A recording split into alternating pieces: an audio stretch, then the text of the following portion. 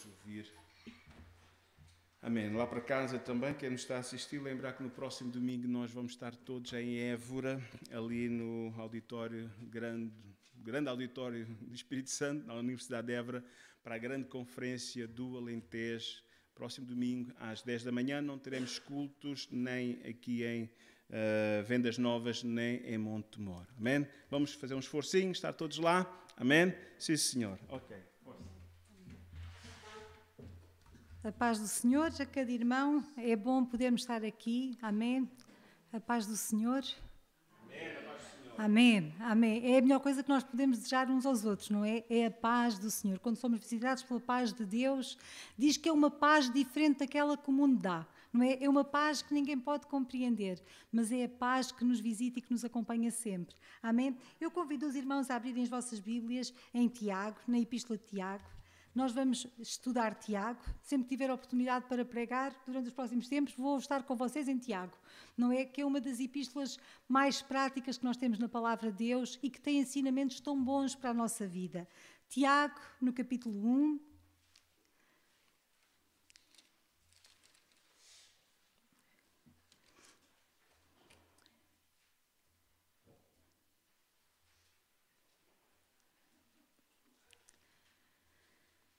Vamos estudar Tiago. Amém? Tiago, capítulo 1, e vamos ler apenas os primeiros 4 versículos, e vamos estar aqui no capítulo 1, hoje durante este culto, e vamos a alguns livros também, visitar outros vizinhos aqui da Palavra de Deus. Amém? Tiago, capítulo 1, diz assim, versículo 1. Tiago, servo de Deus e do Senhor Jesus Cristo, às 12 tribos que andam dispersas, saúde. Meus irmãos, tende grande gozo quando cairdes em várias tentações, sabendo que a prova da vossa fé produz a paciência.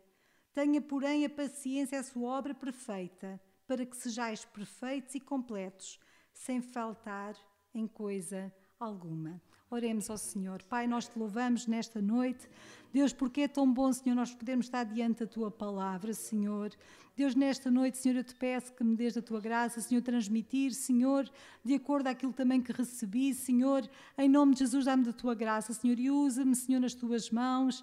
Deus, usa cada irmão também que está aqui diante de Ti, Senhor, para que a palavra possa frutificar, Senhor, com boa semente, Pai, no nome de Jesus, no nome de Jesus. Amém. Ora, quem é este Tiago? Quem é que me sabe dizer? Toda a gente sabe. Vamos lá, isto hoje parece uma escala... Eu tenho muito hábito de... Quem era este Tiago?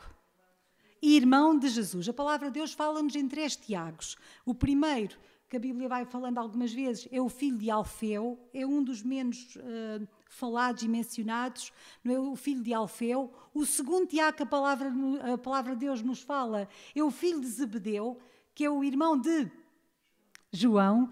Zebedeu, sabe o que quer dizer a palavra Zebedeu? Isto é uma curiosidade interessante. Zebedeu quer dizer trovão, não é? Então Tiago era filho do trovão. E isto só aqui uma à parte. Filho de peixe não tem que forçosamente saber nadar. João era conhecido como o discípulo do...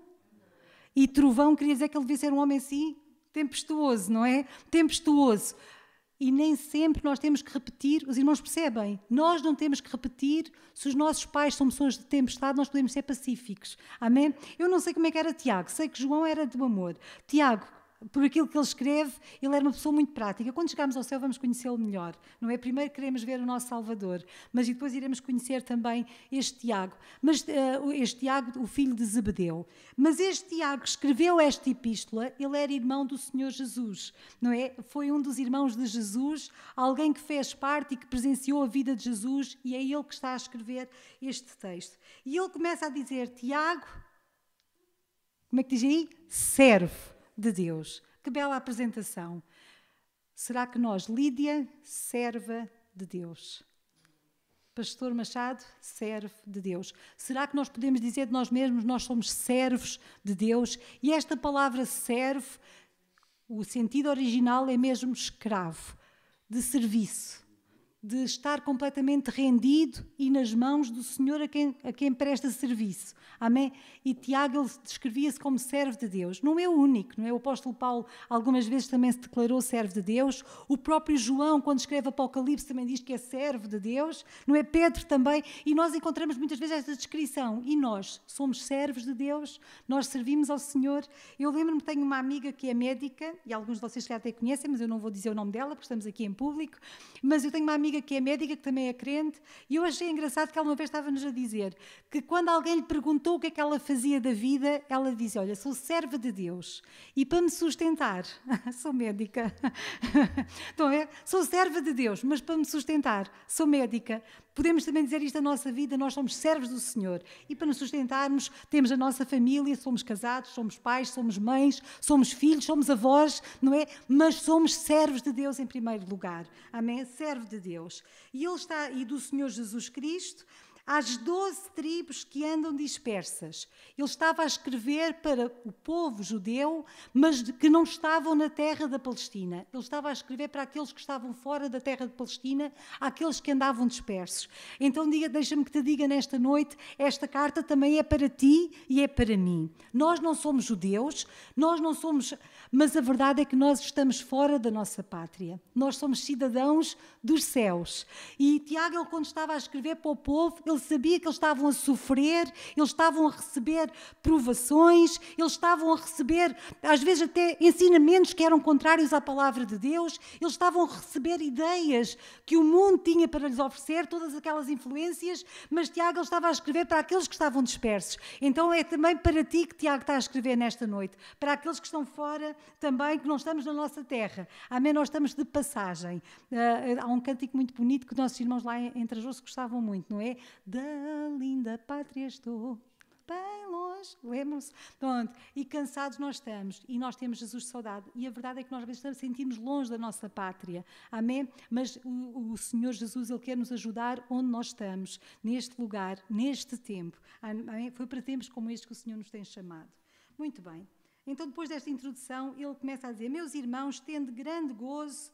Esta parte é boa, não é? Tem de grande alegria, é tão bom quando nós sentimos alegria, mas e depois ele, quando cairdes em várias tentações.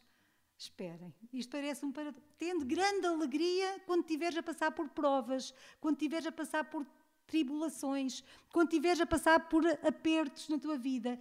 Tende grande alegria. Mas quem é que fica feliz quando nós passamos por dificuldades? É tão difícil. Não é? Mas havia um senão, havia um porquê, não é? Porque ele diz depois, sabendo que a prova da vossa fé, ela produz a paciência. Estas tribulações, eu fui dar-me ao trabalho, algumas versões têm tribulações, outras têm tentações. Eu não sei como é que a vossa tradução diz. Na minha diz, tende grande gozo quando cairdes em várias tentações. Provações, outras dizem provações. E eu fui ver no original, não é? Andei a pesquisar, eu não percebo nada de hebraico, nem de grego, nem de nada, mas fui ver no original em grego, não é? Que este texto foi escrito em grego, e fui ver no original, andei assim a estudar um bocadinho, e achei interessante que esta palavra provações ou tentações, neste texto, tem uma palavra que é peirasmos, não é? Tende grande gozo quando caíres em peirasmos. Tentações, provas. E esta palavra é diferente de outras tentações que às vezes vem na Bíblia. Não é? E eu vou-vos dar um exemplo. Por exemplo, quando o Senhor Jesus foi tentado e diz lá no final que depois de todas aquelas tentações o Senhor o levou, não é? Que ele saiu daquele lugar do deserto. Aquela palavra tentações tem uma palavra diferente, que é perazo, que são coisas diferentes. Enquanto que esta perasmos diz que no sentido original era uma tentação com um propósito divinamente permitido. Ou seja, era alguma coisa, uma prova que Deus permitia que viesse. A outra é alguma coisa completamente diferente, não é? E vamos agora ver. Ainda que o Senhor tenha permitido, são coisas diferentes. Enquanto que uma Deus permite, são provas, é diferente. A outra tem a ver com alguma coisa que o Satanás próprio, ele inflige na vida do cristão, ainda que com a permissão de Deus, porque a palavra de Deus diz que nem um cabelo da nossa cabeça cai sem o texto de Jó, não é? Alguém que foi tentado, alguém que foi provado, mas foi com a provação de Deus. Meus irmãos, isso há coisas que nós podemos estar seguros é que não há nada que venha à nossa vida que Deus não permita que aconteça. Amém? Não há nada que venha à nossa vida sem a permissão de Deus. Ora bem, então o apóstolo Tiago, ele podia dizer para nós sentirmos grande alegria quando cairmos em várias provas, não é? E ele estava a falar para os judeus que estavam dispersos, que estavam a sofrer perseguição. Vamos relembrar que eles, além de sofrerem perseguição por aqueles que tinham talvez uma cultura diferente e uma religião diferente e um Deus diferente, eles estavam a sofrer perseguição por parte de outros judeus, não é? Porquê? Porque eles tinham acreditado e eles confiavam no Messias, não é? Então eles estavam a sofrer uma dupla perseguição, não só porque eles sentiam a sua fé como que aprisionada. Mas o Tiago, ele dizia, tendo grande gozo quando passar por provas em relação à nossa fé, sabendo que a prova-nos a paciência ou a perseverança. Vamos abrir em Romanos, o apóstolo Paulo também fala um bocadinho sobre isto. Podem deixar aí uma marca, Romanos.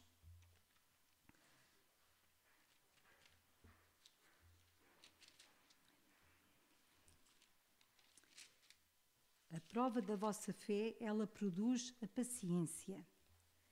E Romanos capítulo 5, no versículo 3 ao versículo 5, 3 a 5.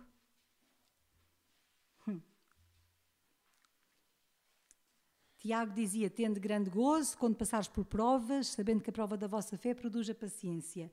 E Romanos, Paulo ele dizia no capítulo 5, versículo 3, e não somente isto, mas também nos gloriamos nas tribulações ou nas provas, sabendo que a tribulação, ela produz a paciência, e a paciência, a experiência, e a experiência, a esperança, e a esperança não traz confusão, porquanto o amor de Deus está derramado nos nossos corações pelo Espírito Santo que nos foi dado. É no tempo de prova, meus irmãos, que nós crescemos, que nós nos tornamos mais pacientes, mais semelhantes a Cristo. É no tempo das dificuldades. Eu não sei se vocês têm conhecimento das dores de crescimento. Não sei se algum dos vossos filhos passou pelas dores de crescimento, não é? O meu filho mais velho, ele sofreu dores de crescimento. Ele acordava de noite com dores nas pernas terríveis. E a médica disse-nos que era dores do crescimento, que era próprio, que havia jovens que sofriam mais com essas dores. É alguma coisa que, enquanto o corpo está a crescer, há dores. Sabem que na vida espiritual, aquilo que nos forja mais, aquilo que nos prepara mais, é exatamente os tempos de dificuldade, os tempos de luta. Não é? É quando nós estamos a ser forjados, é quando nós estamos a ser trabalhados, estamos a ser moldados. Não é? Quando vêm as provas à nossa vida, é quando o Senhor também trabalha connosco. No tempo de deserto, não é? É quando nós podemos ver o sobrenatural a acontecer. É no tempo de prova que Deus cuida de nós, não é? E que nós possamos confiar nele. Havia uma irmã que dizia em tom de brincadeira, nunca orem por paciência. Não orem por paciência. Senão vêm as lutas, porque é a luta que produz a paciência. Então, quando dizem, que Deus me dê paciência, cuidado, não é? Lá vem mais provas ainda, lá vem mais problemas ainda, para que a tua paciência possa ser desenvolvida também, que o Senhor nos possa ajudar, amém? É a prova da nossa fé, que o Senhor nos possa ajudar. Vamos voltar a Tiago.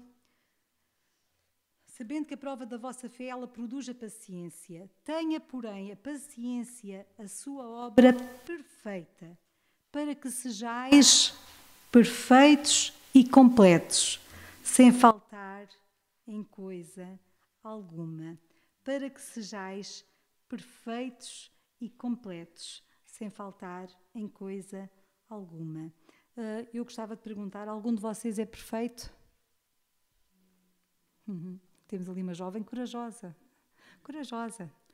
Perfeito. Sabem o que quer dizer a palavra perfeito? Quer dizer que está feito, terminado. Perfeito quer dizer que vem de duas palavrinhas que se aglutinaram e quer dizer perfeito, está feito, não há mais nada para fazer, está terminado, obra completa. Algum de vocês é obra completa? Até aquele grande dia nós estamos todos em aperfeiçoamento, mas a verdade é que a bitola de Deus para nós é a perfeição e nós não nos podemos refugiar atrás do mas eu não sou perfeito. E muitas vezes nós refugiamos atrás desta muleta. Eu não sou perfeito. Olha, eu não sou perfeito. Nenhum de nós é perfeito, é verdade.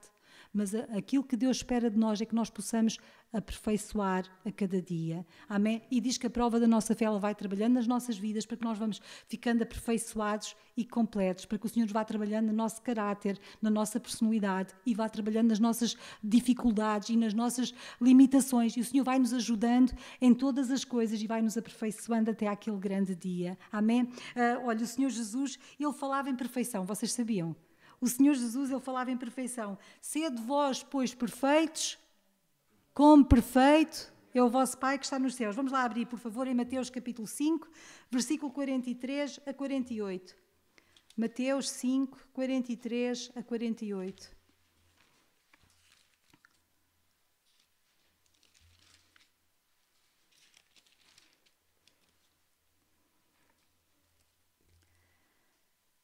No versículo 48 tem este versículo: sede vós, pois, perfeitos, como perfeito é o vosso Pai que está nos céus. E ele atrás vem as instruções, como é que nós podemos ser perfeitos.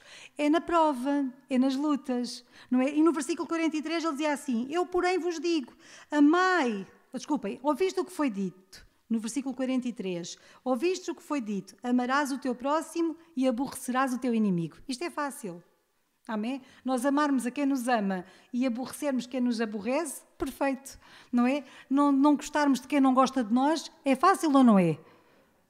É fácil, mas esse não é o plano de Deus para a nossa vida. Esse não é o projeto de Deus para a nossa vida. Não é o projeto de Deus para a nossa vida. Diz, eu, porém, vos digo, amai a vossos inimigos.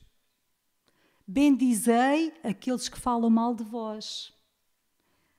E a jovem já está, espera lá que eu não sou assim tão perfeita, há aqui qualquer coisa que está difícil. Não é? Fazei bem aos que vos odeiam e vos aborrecem. Isto é pagar o mal com o bem, não é? Fazer bem àqueles que nos fazem mal. E orai por aqueles que vos maltratam e vos perseguem, para que sejais filhos do Pai que está nos céus, porque faz que o sol se levante sobre maus e bons, e a chuva desça sobre justos e injustos. É assim que Deus trata, não é? Se Deus apenas mandasse chuva para o quintal daqueles que são filhos dele, daqueles que vivem de acordo com os seus planos, então, coitado de quase todo o mundo, não é? Íamos passar grandes dificuldades, mas o Senhor, na sua misericórdia, Ele tanto cuida dos bons como cuida dos maus. Amém? Ele cuida de todos. Pois se amardes o que vos amam, que recompensa é que vocês têm? Qual é o vosso galardão? Não fazem os publicanos também os mesmos? Não fazem os outros também o mesmo? E se saudardes unicamente os vossos irmãos, que fazeis demais? Não fazem os publicanos também assim? Então sede vós, pois, perfeitos, como é perfeito o vosso Pai que está nos céus. E é nestas coisas pequeninas, nas tribulações, nas provas, nos relacionamentos, nas dificuldades, que o nosso caráter vai sendo aperfeiçoado e vai sendo forjado. Não é? Na medida que nós nos aproximamos do Senhor. Não é? Já com Abraão, Deus também dizia a Abraão, anda na minha presença e sê perfeito. Não é? Isso é perfeito. Aquilo que Deus quer para a tua vida, para a minha vida, é a perfeição. Ainda que nós falhemos, ainda que nós estamos neste processo, mas a cada dia podemos buscar a sua graça e a sua misericórdia. Amém? A cada dia podemos buscar o seu poder nas nossas vidas, para que o Senhor possa trabalhar em nós. Amém? Para que o Senhor possa trabalhar em nós. Amém. Eu, só por curiosidade, vamos ver em Tiago, só ali um bocadinho mais à frente, diz assim, no versículo 15... Ou podemos começar no versículo 12. Diz assim, bem-aventurado o varão, Tiago, capítulo 1, versículo 12. Bem-aventurado o varão que sofre a tentação, porque quando for provado, receberá a coroa da vida, a qual o Senhor tem prometido aos que o amam. Ninguém sendo tentado diga, de Deus sou tentado, porque Deus não pode ser tentado pelo mal, e a ninguém tenta, mas cada um é tentado quando atraído e engodado pela sua própria concupiscência. Depois, havendo a concupiscência concebido, dá à luz o pecado, e o pecado, sendo consumado, gerará a morte. E como vocês veem, no versículo 12 tem uma tentação, mas no versículo 13 já fala da outra tentação. São tentações diferentes. Os irmãos percebem? Uma tentação é com a aprovação de Deus, não é o varão que sofre a tentação, que sofre as provas, para que a outra tentação temos de ter muito cuidado e ficar muito atentos. Amém? Ficar muito despertos quando o inimigo quer nos fazer cair em tentação. Há um hino muito bonito que nós cantamos: tentado não cedas, ceder é pecar, não é? Mas que nós possamos olhar para o Senhor a cada dia. Amém? Esta concupiscência diz que cada um é tentado quando atraído e engodado pela sua própria concupiscência. Depois, havendo a concupiscência concebido, dá à luz o pecado, e o pecado, sendo consumado, gera a morte. A concupiscência do homem tem a ver com quem nós somos quando estamos sós. Tem a ver com a nossa inclinação para o mal. Tem a ver com aquilo que nos inclina e que nos leva a fazer mal. Olha, João, ele também escreveu um bocadinho sobre isto. Vamos só abrir em 1 de João, capítulo 2.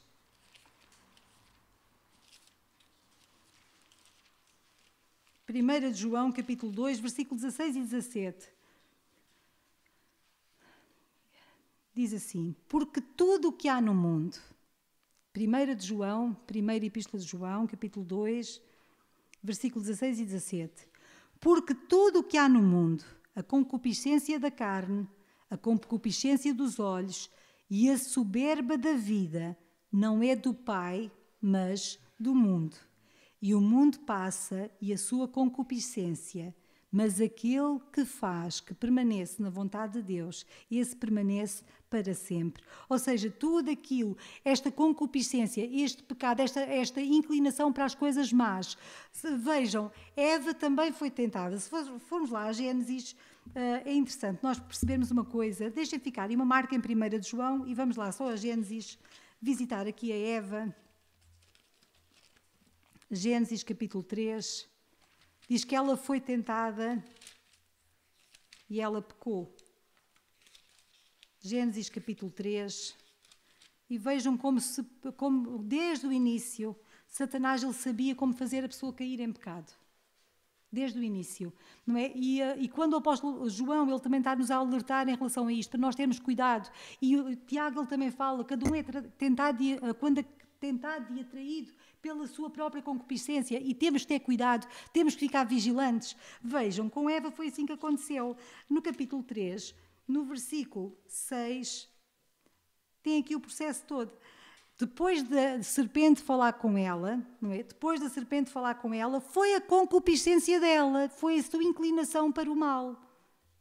Não, foi a serpente enganou. Não enganou, não. Foi a sua concupiscência que a fez cair em pecado. E ela deliberadamente, veja, no versículo 6, e vendo a mulher que aquela árvore era boa para comer, a concupiscência da carne, era boa para comer, alguma coisa que ia satisfazer a sua carne, mais, e agradável aos olhos, a concupiscência da vista, aquilo que nos atrai.